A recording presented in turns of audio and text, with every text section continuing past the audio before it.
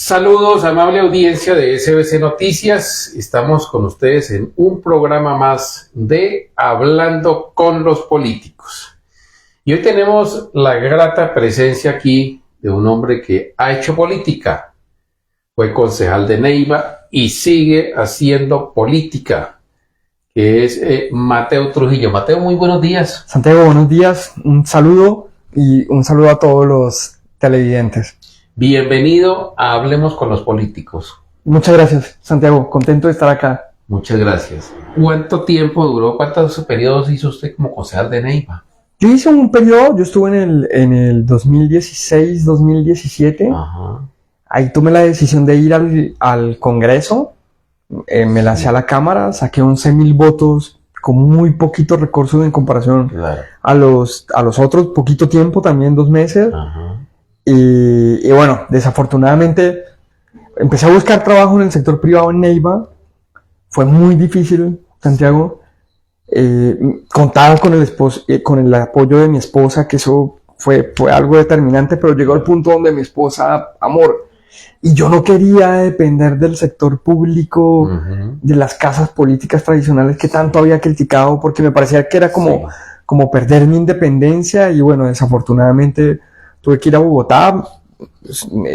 Continué teniendo mucho contacto con la región, vine a dar muchas capacitaciones, charlas al SENA, a las universidades, pero estos años estuve en Bogotá. Ajá.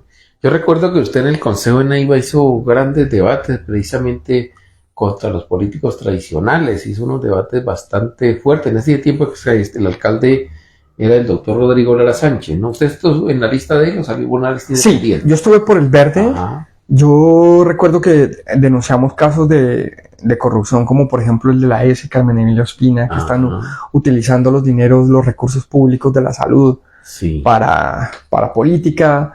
Denuncié el caso del estadio de fútbol y presioné para que hubiera capturas y se moviera la fiscalía. Y denuncié también, por ejemplo, el caso de la elección ilegal de contralor y personera de Neiva, que hubo después. Capturaron creo que a 9 concejales de Neiva, Claro. un diputado, el contralor, empresarios. Fue todo algo que salió en la televisión nacional, ¿no? ¿Usted estaba ese día de las sesiones del Consejo cuando llegaba allá todo ese montón de agentes del CTI? No, yo ya... Echó mano a varios. Sí, yo ya no estaba, pero pude verlo por la televisión de cómo ¿Por qué fue. no estaba ese día? Yo renuncié antes. Creo que eso era al final de periodo. Yo renuncié para aspirar a la Cámara, pero sí pude verlo en la televisión nacional, que fue algo también pues difícil para las personas que cayeron ahí y generó mucha conmoción, ¿no? En todo el Huila, esa captura ahí en plena sesión del Consejo. Cuando estaban afuera, todo ese piquete de CTI, que entre otras cosas vino de Bogotá, no fue de Neiva. Y decían que iban a echarle mano al Papá Noel, que viste de blanco allí en Neiva, que era concejal también, ¿no? Carlos, sí, que al Carlos, final creo que no lo capturaron. No, nada, no venía contra Papá Noel. Sí, ¿no? Entonces, incluso él mismo dice, él me contaba en una oportunidad que se había asustado, porque pues él pensaba que era contra él, y no, yo alisté las manos así, pero no, cuando yo miré fue que siguieron deteniendo a otros, y cuando él salió, yo salí, entonces él le preguntó, a mí no, usted no figura aquí en esta lista. Sí. Esos debates buenísimos, lamentablemente pues esos procesos terminaron, yo creo que no terminó con mucho resultado, ¿no? Digamos jurídico. Yo creo que lo que se hizo en el Consejo fue bueno en el sentido de que estos procesos mandaron una señal de, hombre, mire que, o sea, el que la hace, la paga. Si bien nuestra labor de denuncia, pues yo solo podía llegar hasta ahí, ¿no? Y de presionar a los entes de control de que actuaran. Exacto. En el caso, por ejemplo, de la S. Carmen Emilio Ospina, hace pocos meses me tocó como testigo servir. Entonces uno ve el problema de Colombia, de cómo se demora el aparato judicial para operar, ¿no? Entonces, por eso es que yo también hago mucho énfasis en que es necesario la sanción social. Si la sanción penal no funciona por alguna razón, porque es tan difícil, la sanción social, el rechazo social sí está en nuestras manos. El voto castigo y no rendirles pleitesía a estas personas, sino hacerles dar pena cuando sabemos que efectivamente están robando los recursos del municipio, que tienen grandes casas y uno dice, ¿de dónde sacaron ese palacio o esos carros? Entonces de que la gente los rechace, ¿no? Les haga dar pena. Y además de eso, Santiago, yo creo que lo que se hizo en el Consejo abrió la puerta a que llegaran liderazgos nuevos. Hoy vemos, por ejemplo, en el Consejo de Neiva, concejales que han seguido con esa tónica, que han utilizado, yo dejé las cámaras de transmisión en vivo, que si usted recuerda, tienen una alta definición, son incluso mejores que las de consejos de Medellín, Bogotá, por supuesto. Y eso es como si le hubiera dado un rayo de luz y transparencia a eso que usualmente me dicen a mí. De pronto usted tiene más memoria de eso, de que se tomaban decisiones a puerta cerrada y nadie sabía. Hoy en día los medios de comunicación pueden entrar a las redes sociales y ver, oiga, ¿qué pasó? Venga a ver en la sesión de hace 2 meses, y entran, buscan el día, ven la sesión, siguen y pueden sacar el video y hacer control social también a lo que pasa en el consejo, ¿no? Así es. Y una cosa que me sirvió mucho, porque yo recuerdo, por ejemplo, ese debate que usted le hizo, esas denuncias sobre el estadio, que echaron a la cárcel a Pedro Hernán Suárez, a Palacino, era el otro, Palacino, un señor que se peina así todo. No recuerdo, pero creo que sí, capturaron en esa época como 4 personas capturaron. Hay uno especialmente que es muy prepotente, muy, digamos que por el nombre modulense le decimos vanidosos, presumidos, pero él no presume porque ellos deben tener mucha plata. Pero Hernán Suárez, yo creo que ahí terminó su carrera política, porque después aspiró a la asamblea y gastó mucha plata. Gastó mucho dinero, pero no llegó. Y yo creo que eso también lo frustró a él de no volver a presentarse para nada, porque pues, el hombre quedó muy mal en esa situación. Entonces, lo que usted dice es cierto, la sanción social, y sobre todo que en Colombia, yo creo que en muchas partes del mundo sucede eso. La persona que es indiciada por un delito termina siendo condenada por el pueblo. Exacto. Así lo declara el juez inocente, pero la gente no cree en eso. Es más, ese tipo robó, ese tipo mató, ese tipo tal cosa. Exacto. Mire que es un problema cultural, Santiago, porque en países como por ejemplo Alemania, yo tuve la oportunidad de estudiar allá con una beca del gobierno alemán, hacer una maestría en políticas públicas. Qué bien. Obviamente es otro mundo, sí, pero uno se da cuenta que muchas cosas que aquí hemos naturalizado no son normales. O sea, no es natural, sino que es parte de la cultura a la que nos hemos acostumbrado. Allá llegan al punto, yo recuerdo un ministro de Defensa, Gutenberg, y una ministra de Salud, que les encontraron supuesto plagio en sus tesis doctorales, por allá hechas en los 70, cuando no había internet, y un párrafo o 2, y ellos mismos tomaron la decisión. O sea, es tan diferente la cultura que como por una cuestión de honor y de ética, decían, yo no puedo. Y a Gutenberg, por ejemplo, le decían los diarios, hombre, sí, haga una expiación, pida perdón en público, pero hombre, lo necesitamos, y él no, y hasta ahí llegó su carrera política. Claro. O sea, tremendo, ¿no? Como aquí eso no pasa ni de lejos. Acá se defienden y dicen, aquí estoy, aquí me quedo, y no me dan, todo el mundo sabe, por ejemplo, que están haciendo cosas torcidas, pero dicen, no, yo no tengo ninguna sanción penal, no me dan, estoy limpio ante la justicia. Así la gente sepa que es verdad, pero les importa 5. Sí, no, y la gente también desafortunadamente colabora en eso, porque la gente termina votándoles a esas personas indiciadas. Es que yo recuerdo que en Alemania un canciller se cayó por solamente tinturarse el pelo. Vea, no lo tengo presente, pero... No recuerdo el nombre de un socialdemócrata que duró muy poco tiempo por eso, porque él se tinturaba el pelo, era de color rojo el pelo, pero él se lo tinturaba, y solo eso le hicieron escándalo a la prensa. No lo tenía presente. Perdió la naturalidad, decían ellos. ¿Cómo es que ustedes no pierden la naturalidad? Y eso lo apenó tanto a él que terminó renunciando. Son cosas que acá parecen que sean ridículas, pero en Europa es muy diferente. Y en Estados Unidos también hay un respeto en ese sentido. Sí. Pero bueno, hablemos el tema ahora de la proyección suya, porque usted ahora se proyecta para la cámara, ¿no? Sí, señor. Estamos explorando. Y yo llegué hace algunos meses, otra vez al Huila, digamos, de tiempo completo, y empecé a ver, oiga, bueno, ¿se acuerdan de mí, no? Y afortunadamente vi un sentimiento muy bonito de aprecio, de recordación, sobre todo como una especie de reconocimiento a esa labor contra la corrupción, de haber hecho política alejado de las casas políticas tradicionales, sin padrinos políticos tradicionales. Un recuerdo muy bonito, y empecé a hablar con empresarios, con líderes. Cuando se empezó como a filtrar en los medios, empezaron a llamar, oiga, profe, que vuelve, no, profe, cuente con mi apoyo, oiga, Mateo, ¿verdad que está aspirando?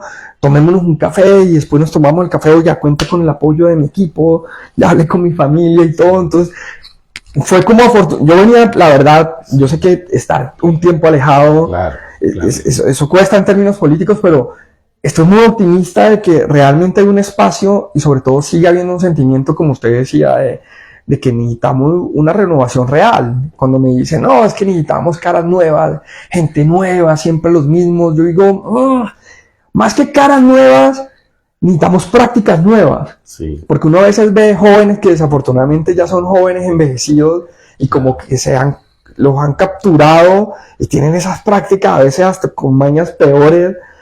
Entonces, hay un sentimiento de querer ver realmente una forma auténtica, coherente de hacer política, pensando más en lo colectivo, y eso me tiene contento. Sí. Entonces, lo que estamos haciendo, y por eso en Pitalito, en Garzón, hemos estado en otros municipios, en mi pueblo, El Agrado, encontrando esos líderes que les causa como malestar la política tradicional, incluso que no les gusta, pero que cuando ven que hay un grupo de personas con otro estilo de liderazgo, con otra forma de hacer política, les anima. Y eso es lo que estamos haciendo primero, construir para darle al Huila, presentarle un proyecto no solamente a la Cámara, sino en las alcaldías, en los consejos, en la asamblea, para que vean y digan, oiga, los de ese grupo, esa gente me convence.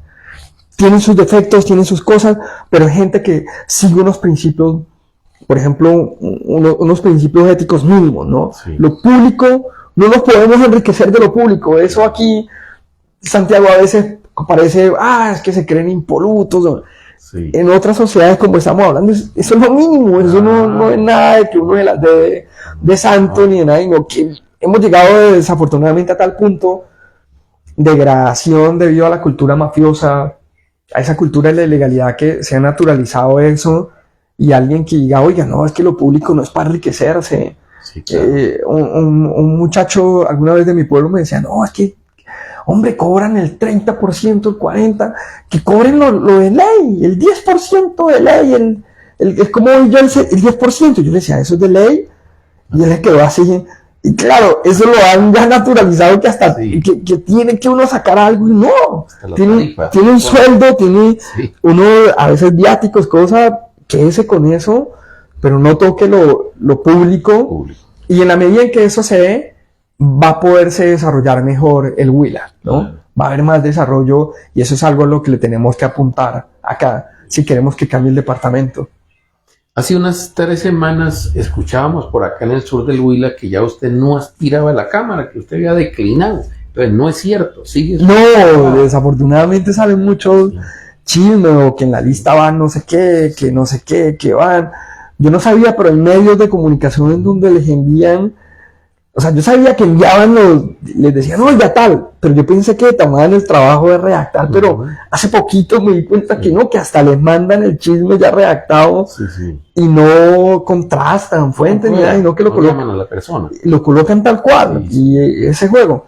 No, estamos decididos, obviamente, digamos, el proyecto va más allá de la Cámara, vemos una posibilidad, pero estamos conformando primero un colectivo, incluso pensando en un centro de pensamiento que logre articular el esfuerzo del sector productivo, del empresariado, de la academia, de la sociedad civil y de la política, porque también necesitamos buenos políticos, y que sean punta de lanza, y que nos permitan ofrecerle ese proyecto al Huila, ¿no? Que digan, la gente que está ahí en ese proyecto es gente diferente a lo que tradicionalmente hemos tenido. Usted va a aspirar, es decir, el Partido Verde va a sacar listas Alianza Verde va a sacar listas para sí, digamos que el Partido Verde está pasando por un buen momento. Ahí está, por ejemplo, Rodrigo Lara Sánchez, ¿no? Que vuelve a aspirar a la gobernación. a nivel nacional estamos trabajando, por ejemplo, con el senador Ariel Ávila, una persona que se ha destacado por ser de criterio, ¿no? Con carácter, defiende lo que hay que defender o ataca lo que hay que defender. Y eso nos tiene muy contentos porque hay una coyuntura en donde las listas de los partidos tradicionales están teniendo problemas. Claro. Anteriormente decía, no, los de tal partido ya se sabe que tienen un candidato, uno fijo, una curul, este u otro. En este momento no. Entonces hay unos candidatos con unas maquinarias tradicionales donde la gente sabe cómo hacen política, saben qué esperar, pero acá la idea es presentarle al Huila una lista fresca, renovada, con unos liderazgos nuevos, y en el caso de nosotros, de nuestra campaña, con líderes como los que le he comentado, Santiago, y con una forma de hacer política coherente. O sea, seguramente, o con toda seguridad, no nos van a ver con grandes eventos y con derroches de dinero, o andando de la mano con políticos tradicionales que saben que van a robar, o que cuando están ahí es porque tienen un interés. No nos van a ver en eso. Entonces, en eso sí la ciudadanía puede tener la tranquilidad de que vamos a hacer política como la hemos hecho siempre. ¿Cómo irían a conformar esa lista? ¿Qué otras personas ya hay allí como sonando para hacer parte? Es algo interesante, Santiago, porque se ha hablado con Rodrigo Lara, se hizo, y con los diputados verdes y concejales verdes de Neiva, se hizo una reunión en donde llegaron muchas personas interesadas. Y este momento porque hay mucho interés. Hay, por ejemplo, un líder de Pitalito tradicional de acá que está interesado ahí en la verde, pero también ¿Quién es ese líder? Edgar Muñoz. Edgar Muñoz. ¿Sí ha ido a pedirle a ustedes? Sí, ahí estaba, mostró su interés, dijo, él alguna vez manifestó que él realmente el partido no le importa, sino que cualquier partido,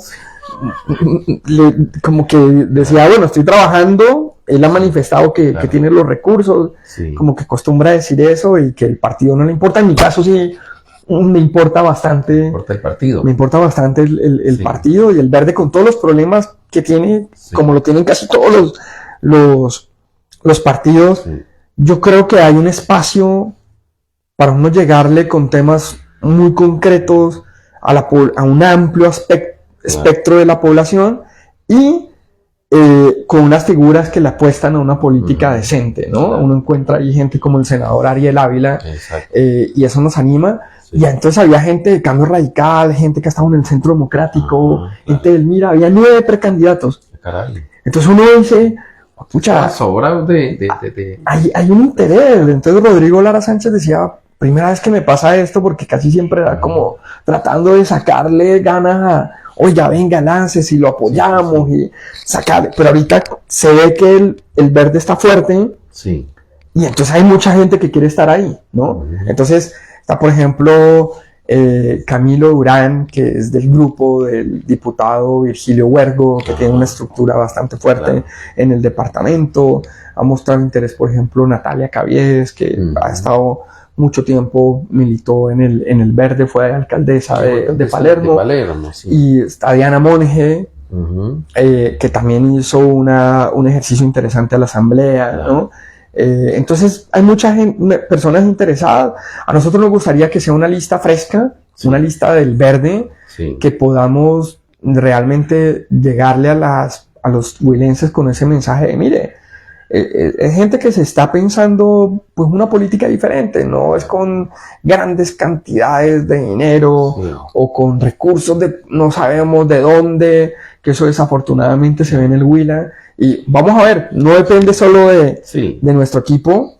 A veces en política uno tiene que jugar no con lo ideal. Obviamente nosotros decimos nunca vamos a pasar una línea roja, pero de aquí para allá pues a veces hay cosas que no le gustarían a uno, pero nosotros sí vamos a responder por la campaña de nosotros, de que va a ser una campaña coherente con lo que decimos.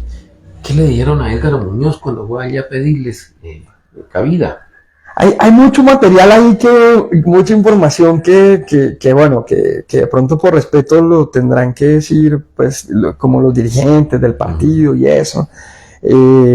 Rodrigo Lara, digamos, tiene una posición de estar abierto, de ser muy respetuoso. Uno entiende que él quiere hacer algo democrático general, pero sí hubo dirigentes del Verde que manifestaron que queremos construir partido y a largo plazo, ¿no? alguien decía, un concejal, oiga, es que no queremos gente que llegue como en paracaídas y que no le interese el partido, los principios del partido, ¿no? Por ejemplo, oiga, los recursos públicos son sagrados. Claro. Con eso no es para uno enriquecerse. Yo creo que eso es algo básico. O sea, si no partimos de eso, y ahí lo dijeron, y obviamente nosotros esperamos también que Rodrigo Lara, los dirigentes del partido, pues, ese anhelo que tiene la ciudadanía de ver algo diferente, pues lo respeten en la medida de lo posible, ¿no? El caso de Diana Monge, que fue la esposa del diputado Urueña, no le guarda rencor a usted porque pues usted lo denunció cuando Urueña y todas esas cosas, ¿no? No le guarda de pronto algo. No, yo no creo, Santiago, porque yo tuve una charla con ella, hace mucho que no hablábamos, y yo lo que le manifestaba a ella, y pues siempre lo he manifestado, es que las denuncias que yo hice de corrupción nunca fueron por un tema personal. Claro. O sea, yo denuncié gente que no conocía. Claro. En muchos casos no conocía, nunca las he tratado.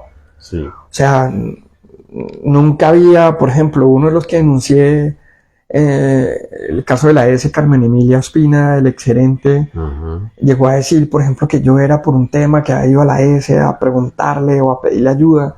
Yo decía, hombre, él tenía muchas cámaras allá. Si eso hubiera sido verdad, acababa mi carrera política sacando un videito, yo saliendo de la S, dando un paso afuera, era muy fácil de...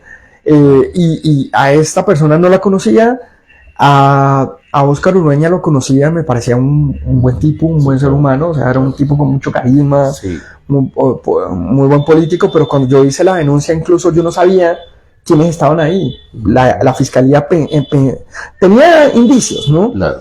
La fiscalía empezó a interceptar y a grabarle los celulares y todo, pero yo no sabía, y me llevé sorpresa. Yo pensé que otros concejales, incluso gente que yo le escuché la voz y que estaban pidiendo, hablando mal de mí, porque decían, sí, doctor, sí, el HPS de Mateo es un fastidio, y el contralor les decía, no discutan con él, no leen la palabra, no voten rápido. O sea, me tenían pavor, me tenían miedo. Claro. Y decía, sí, doctor, ese es un fastidio, doctor. Y cambiando de tema, ¿las manzanas para cuándo, doctor? Ese concejal, por ejemplo, no quedó ahí. Y después me enteré que al parecer una persona del CTI recibió, y que eso es un tema que estoy ahí tratando de ver qué pasó ahí. Pero entonces no era nada personal, ¿no? Es como una cosa la persona, y otro lo político, en donde yo tenía una obligación como concejal de hacer control político, de denunciar, de defender los recursos, incluso si fuera gente de mi propio partido, ¿no? Que es una cosa que yo por principio personal, eso de como tapémonos, y esa solidaridad de grupo, digamos, la lealtad es con la ciudadanía y no con un partido o miembros que no cumplen los principios del partido, ¿no? Exacto. Mateo Trujillo, precandidato a la Cámara de Representantes. Hablemos con los políticos. Ahora que usted habla el tema de que el equipo de Virgilio Huergo estaría también de pronto con un candidato o candidata. Cuando vino el senador Ariel Ávila, ahora hace un mes, creo que un mes larguito, él cuestionó a esos dos diputados, a Virgilio y al señor de Garzón, a don Armando Acuña, porque dijo que ellos eran de los mismos tradicionales, que habían estado mangualados con Villalba y que ellos no representaban prácticamente, que si querían irse, que se fueran. ¿Cómo tomaron ustedes esa situación? ¿O cómo han tomado eso? ¿Cómo ha seguido evolucionando ese tema? Digamos que yo conocí al diputado Virgilio hace poco, me han hablado muy bien de él.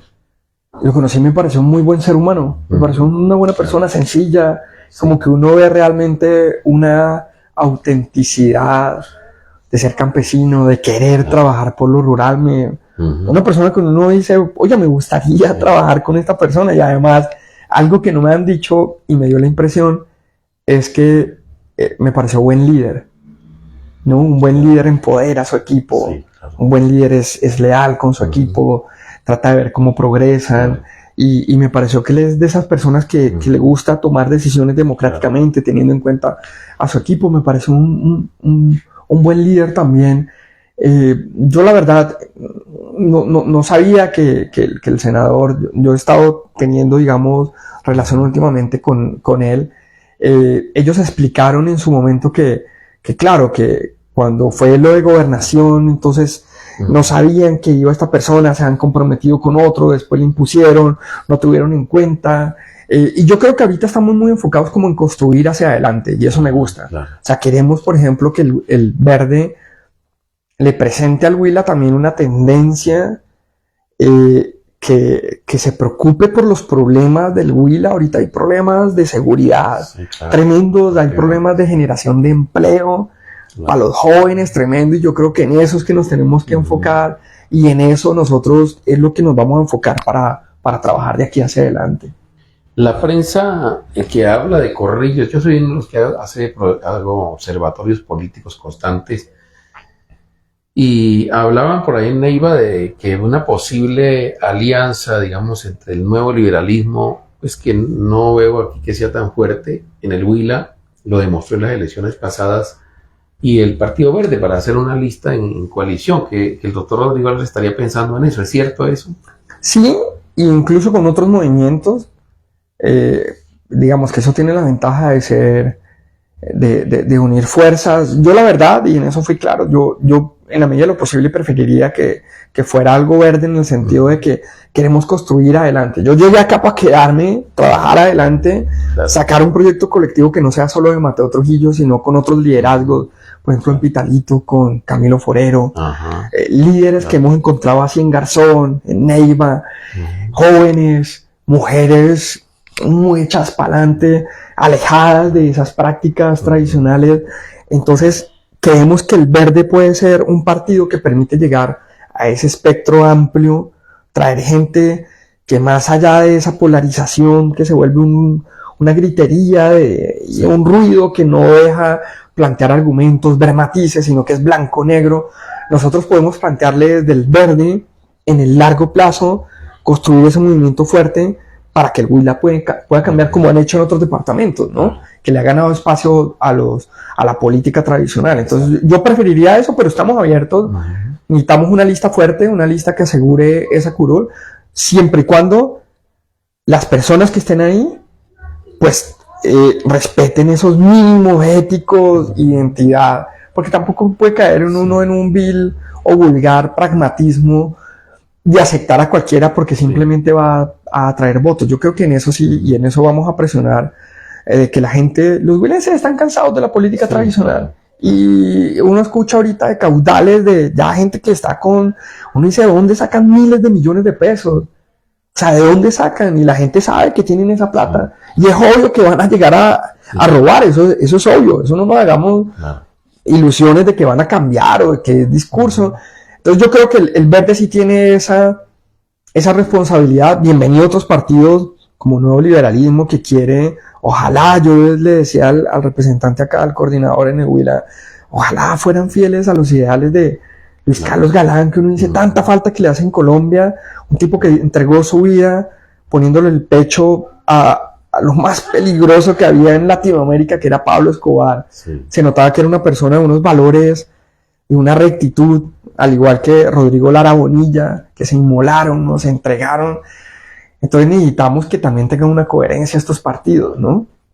Si el doctor Edgar Muñoz insiste en esa lista, y cuando ya se vaya a conformar la lista, y que insista en estar allá, y en una eventualidad, especulemos que la política es para especular, y de pronto la directiva diga, va a quedar aquí, ¿usted aceptaría estar en esa lista? Yo la verdad no me quiero anticipar, Santiago. Yo no me quiero anticipar. Nosotros, digamos, internamente sí vamos a dar la pelea para que la lista sea lo más coherente con estos principios, por ejemplo, de respeto de los recursos públicos. Desafortunadamente se escapa de mis manos quién queda. Hay mucha gente tratando de quedar ahí, gente con que uno escucha cosas. Desafortunadamente uno le gustaría ver más evidencia, ¿no? Porque de uno hablan, cuando uno entra a la arena política, hablan de todo. Afortunadamente nosotros yo he logrado conservar mi credibilidad, ¿no? Y eso es algo que cuando llegué acá, me di cuenta que la gente tiene ese respeto y esa confianza en mí, porque puse el pecho, arriesgué mi vida, y desde con esa credibilidad voy a hacer fuerza para que la lista sea lo mejor posible. Vamos a tratar de movernos, pero escapa de mis manos porque depende de líderes del verde, de candidatos a otras entidades, depende de la dirección nacional.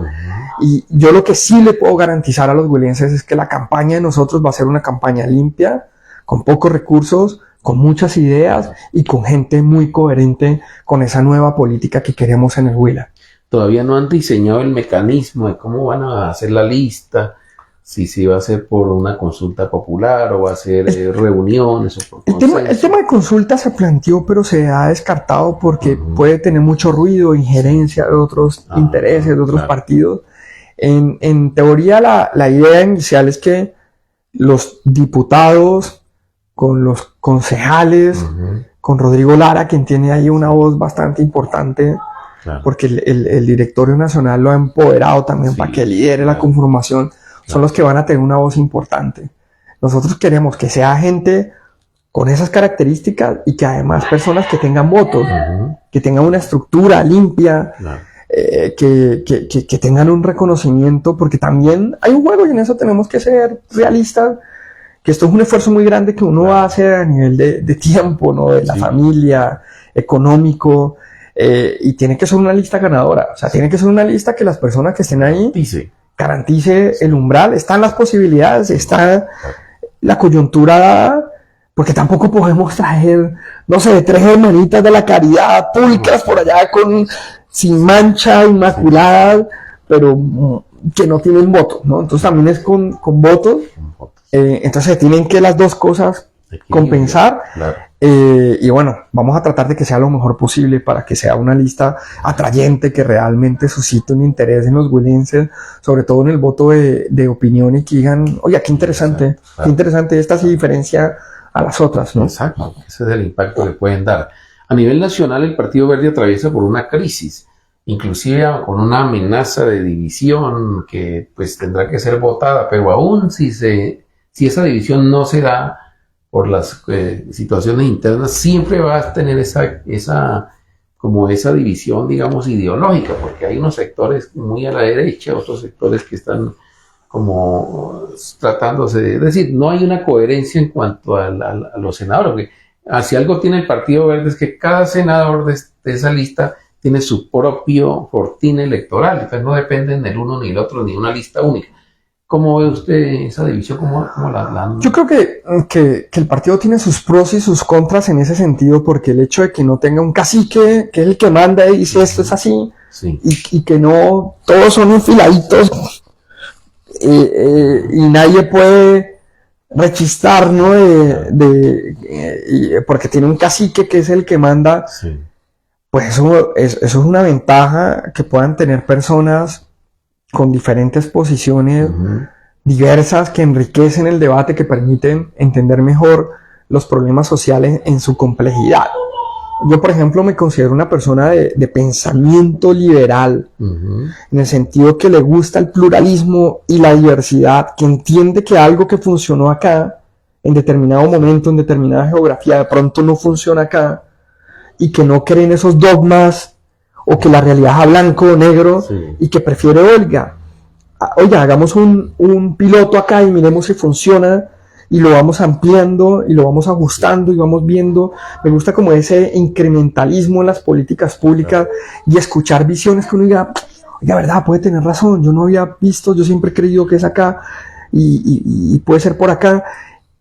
En vez de los populismos simplificadores que muchas veces hoy vemos tanto de izquierda y derecha, que dice, oiga, no, el problema de nuestra nación son los inmigrantes y ellos son el problema, y entonces simplifican esa complejidad y mueven las pasiones y todo el mundo se va contra los migrantes. O los populismos de izquierda, no quiero decir que todos los de derecha son populistas o todos los de izquierda, pero hay populismos de izquierda que dicen, el problema son los empresarios codiciosos, corruptos, y simplifican, y resulta que no es así, no se puede generalizar, ¿no? Yo soy más amigo de dar el debate con datos, con evidencia empírica, de discutir, de escuchar al otro, y el Partido Verde, si realmente se enfocara más en eso, y en hacer cumplir esos principios de los recursos públicos son sagrados. El clientelismo lleva a la corrupción. Sería un buen partido, claro. Sería un partido que permitiría ese debate sin esos dogmatismos y extremismos que tanto daño le están haciendo hoy en día a la democracia liberal en el mundo, poniendo en riesgo la democracia liberal, claro. La capacidad de escuchar el otro. No estoy de acuerdo con el otro, pero yo me inclino más acá porque tengo estos valores, pero lo reconozco como un contradictor legítimo, no lo deslegitimo, y me parece interesante esto que dice. No lo comparto, pero claro, ellos dicen esto porque les duele esto y le dan más importancia a esto, y ven, interesante, pero venga, hablemos y encontremos un punto que es lo de que la democracia permite que no haya guerra, sino que esa guerra se da a través de mecanismos de diálogo, de debate, pueden ser acalorados, pero basados en el respeto y el reconocimiento del que piensa diferente, y eso hoy en día se está perdiendo, y es por el populismo que termina deteriorando las instituciones democráticas, que las ven como un obstáculo, porque hay un líder que tiene la voz del pueblo, representa al pueblo, y todo lo que obstaculice eso va en contra de los intereses del pueblo. Entonces empiezan a debilitar las instituciones republicanas, democráticas, y no podemos permitir que pase eso. Yo prefiero liderazgos que escuchan, que no creen que se las saben todas, que saben que esos problemas complejos requieren de muchas perspectivas, ángulos de análisis, y construir con base en unos principios muy claros. Yo soy más amigo de eso, Santiago. Sí, claro. Y creo que el verde permite eso. Ajá. Lo veo de un comienzo alineado con digamos, el sector que maneja el senador Ariel Ávila. Y el Partido Verde tiene unos extremistas también de derecha, como Tapia Hernández, santanderiano. Tiene un sector, digamos, que yo lo califico, pues con todo respeto, de ambiguo, que es el que lidera esta señora Lozano, Angélica Lozano, que no sabe si está a la izquierda, a la derecha, pues son respetables, pero usted está alineado más con la parte de Ariel Ávila, que es más hacia una izquierda, digamos, dentro del partido. Si podemos... Digamos que con el senador Ávila tenemos muchas coincidencias. Nos parece una persona honesta, una persona competente, estudiada, lee. A mí, al igual que usted, también me gusta escribe, me gusta leer, y en ese sentido vemos... Yo la verdad, creo que esa polarización en Colombia y en el mundo está haciendo mucho daño, y que, como muchos sabemos, la clasificación entre izquierda y derecha es también una simplificación bastante amplia. Sí. Por ejemplo, a mí me gusta mucho el principio de solidaridad, que la especie humana con nuestro ecosistema biológico vamos en la misma nave, y que por eso el principio de solidaridad, más que la competencia, tiene que orientar, por ejemplo, el desarrollo económico. Entonces, usted me dice, uy, este man es de izquierda. Claro. Pero a la vez, yo creo que es importante aumentar el valor social de los empresarios. Claro. Que el empresario, desde que pague bien lo justo a sus empleados, pague los impuestos, genere ese desarrollo, en vez de estigmatizarlo, tendríamos que tenerlo en un valor, en un punto, en una valoración social muy alta, es decir, claro, ponerlo como ejemplo para los jóvenes. Oiga, mire, qué bueno que usted, creando empresa legalmente, honestamente, usted puede salir adelante, que se enriqueció, hombre, qué bueno, porque no fue haciendo narcotráfico, cosas ilegales, claro, o robando a otros, sino elevar ese labor social. Como decía Pepe Mujica hace poco, decía, hombre, es que ellos son los que saben hacer empresas, yo no sé, claro, pero me pagan los impuestos para yo poder, como Estado, garantizar unos derechos. Entonces, mire que alguien puede decir, uy, ese man es de derecha o está con no sé quién, pero yo creo que hay muchos temas que hoy en día hay una crisis civilizatoria, que esa clasificación o esa falsa dicotomía en que solo el mundo puede ser izquierda o derecha, se queda corta, porque hay una crisis civilizatoria, por ejemplo, en cuanto al deterioro del tejido social, el deterioro del medio ambiente, claro, el gran reto que supone la inteligencia artificial a futuro para el empleo. Claro. O sea, ya por ejemplo, la izquierda dice, no, es que la explotación y todo el marxismo lo que proponía con la plusvalía y la explotación por las clases sociales Resulta que ya hoy en día un historiador como Yuval Harari, ¿no? El de Homo Deus o Sapiens dice, hombre, es que ya no se va a hablar de explotación, sino de irrelevancia. Que ya ni siquiera uno lo van a explotar, sino que un ser estéreo. Relegado porque las tecnologías nos van a desplazar. Muchos trabajos. Exacto, se van a automatizar. Entonces ya esas clasificaciones y esas ideologías que son un poco reduccionistas, van a quedar atrás. Y miren, Santiago, que eso no quiere decir que uno no tenga criterio. Uno no quiere decir que no tenga carácter. A mí cuando me dicen, ay, tibio, o porque no tomo una posición, yo digo, no, venga, es que yo puse mi pecho, tuve que andar con escoltas por defender los recursos públicos de los huilenses. Claro. Con carácter, lo hice, con criterio, con números, señalando a las clases políticas tradicionales, diciendo, mire, ustedes se enriquecieron con la alimentación escolar de los niños de colegios públicos, eso es sucio, eso es indignante. Eso es tener carácter, eso no es decir, ay, todos somos amigos y yo cojo un poquito de acá y otro poquito de acá, sino creo que es más complejo hoy en día, hay muchos más temas, medio ambiente, igualdad de género, el tema social, el tema de inteligencia artificial, de revolución industrial de cuarta generación, entonces necesita otras categorías de otra serie de liderazgos que a veces esa simplificación se queda corta, me parece a mí. Bueno, Mateo, hablemos con los políticos. Yo siempre dejo esto para el final, cuando son candidatos. ¿Quién es Mateo Trujillo? Usted nació en El Agrado. Cuéntanos algo de su niñez, de su estudio. ¿Qué estudios tiene? Sí. Nació en El Agrado, ahí en el pueblito. Sí, yo nací... Creo que formalmente me pusieron en Neiva, pero pues toda mi vida, o gran parte de mi vida en El Agrado. Mi mamá es profesora, fue profesora mucho tiempo de escuelitas rurales, en La Plata, en Garzón, en El Agrado. Pobrecita estaba peleando por su pensión, porque no le reconocían el tiempo, los papeles ya se habían perdido, eso es duro, uno a veces critica sin saber, ¿no? La labor de los profesores, ella tenía que irse en un jeep o en una moto, entonces, por ejemplo, los domingos, bien temprano, dormir de pronto en una escuelita sin servicios públicos, solita, caminando, yo sufría con eso, pero ella lo hacía de corazón.